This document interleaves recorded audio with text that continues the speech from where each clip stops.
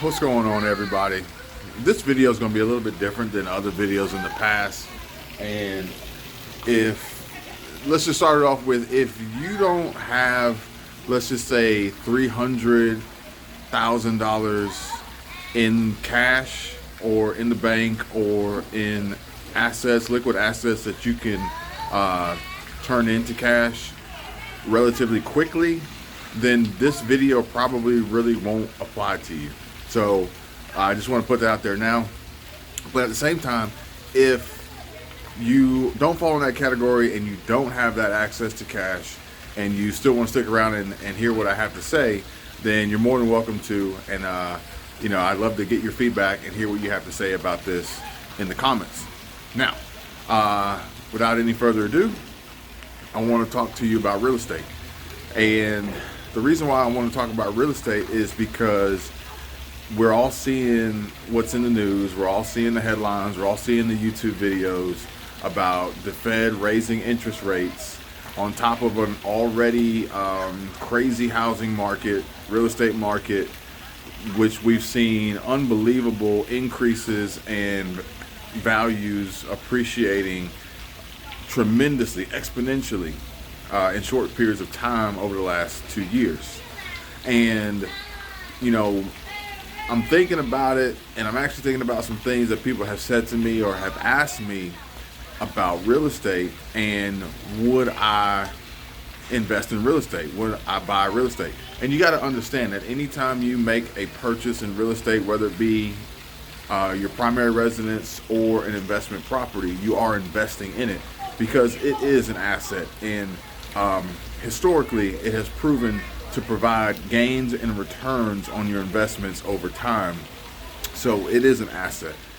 But the rates are going up, or the rates have already gone up, and we have been promised additional rate increases for the rest of 2022, with more to be seen in 2023. And this is really the question that prompts the reason that prompts the question of, would I invest in real estate, because of the rates mainly. And my answer is yes, I would still invest in real estate. I mean, it's pretty simple. I would still invest in real estate.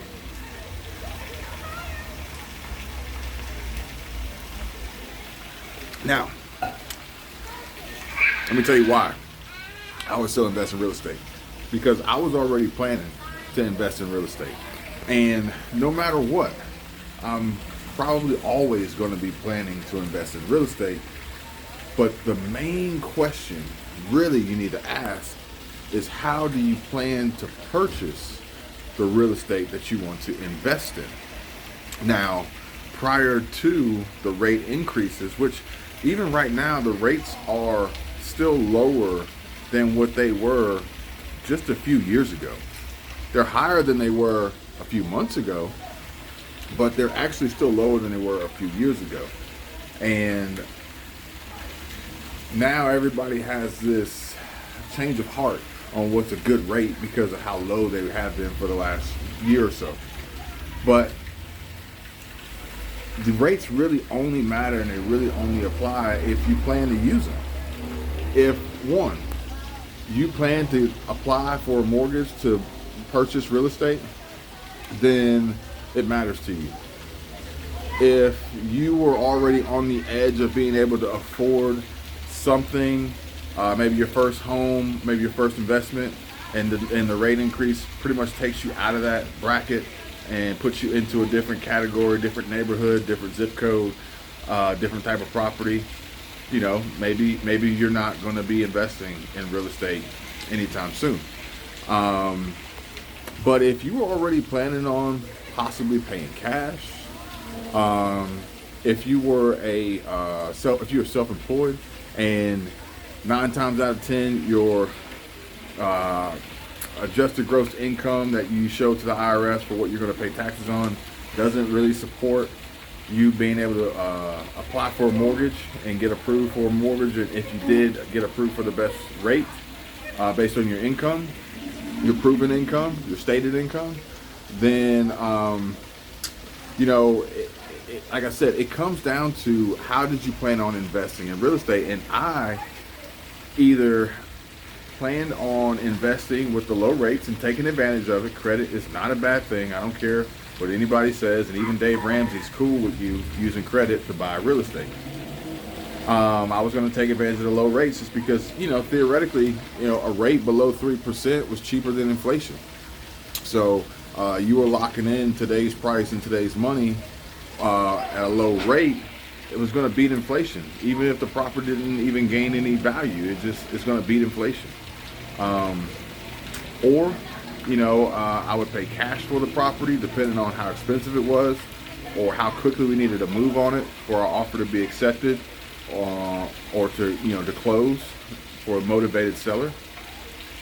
Or the property was going to be above and beyond the conventional mortgage amount, putting me in a situation where I would have to pour cash into it to get it down below that threshold, and or I would have to apply for a jumbo loan, which would have already had a higher interest rate to begin with. So with that being said, this doesn't change my opinion about investing in real estate. It just changes the method at which I would purchase the property and or finance it, depending on, which one I wanted to go with. But, this doesn't really have a lot to do with the Fed, because I was already planning on paying cash, or mostly cash anyway. But I do think that this is probably going to help my situation and limit my competition, which is always a good thing, and possibly help me get a better deal. The last thing that I would be interested in doing right now would be investing in real estate at the new high prices and paying a high interest rate. That just seems like like a double whammy that I'm not interested in. I'm okay with the prices because I'm okay with buying what the market says it's worth. Now, I'm not going to overpay for anything. I'm not going to get super emotionally attached. But if the market is supporting the price, I'm okay with that. But I'm not going to jump into that and pay a high interest rate. That's just psychologically, I can't co-sign on that one. And the market is going to kind of vary from day to day, time to time, depending on the property too, because particularly I'm here down in Florida, and I'm actually looking to purchase a condo on the beach. And the market for these types of properties is a little bit different than your standard single family home, or even just a regular condo maybe in downtown, whatever city you live in. The primary purpose of this is for an income property that will be a short-term rental revenue producing property that we can take advantage of from time to time. So I feel like that market is a little bit different, and it's not 100% tied to just real estate, but the economy in general, travel, tourism, local amenities, local attractions, and things like that. So when I say, will I invest? Yes. It comes down to how will I invest, but also what's more important is where. Because if you're not, and let's just say a hugely desirable area, and you're paying at the top of the market, and you're getting in a bidding war, and you're financing and paying the highest rate that is out right now or coming down the pipeline, then I wouldn't do that. That's just not something that I would invest in. So the reason behind the opening of this video was because if you have the cash available, then the rates don't affect you as much as they kind of affect everyone, most people in the home buyer pool, because you're paying cash. So the raise in the rate won't affect you because you're not financing. So it's a cash deal. It can affect you with your competition, but as far as the purchase, you're paying cash, so that's all that matters. Hold on, just trying to finish my drink. But like I said, I'm kind of interested in your opinion on this. And are you in the market? Are you looking to buy? Are you looking to invest? And if so, have the rates changed your position, changed your mind, changed your buying power? I'm just kind of curious. So hit me up in the comments, let me know. But as far as I'm concerned, the rate doesn't bother me personally or change my opinion about real estate. It's kind of a moving target. It's a fluid situation, but I still right now feel like I want to invest. I'm going to keep my eye out. I'm going to keep my eyes peeled. I'm going to keep searching. I'm going to keep talking to my agent and, seeing what's out there and what's available, and making sure that when something does hit the market and it's worthwhile, we're going to go after it.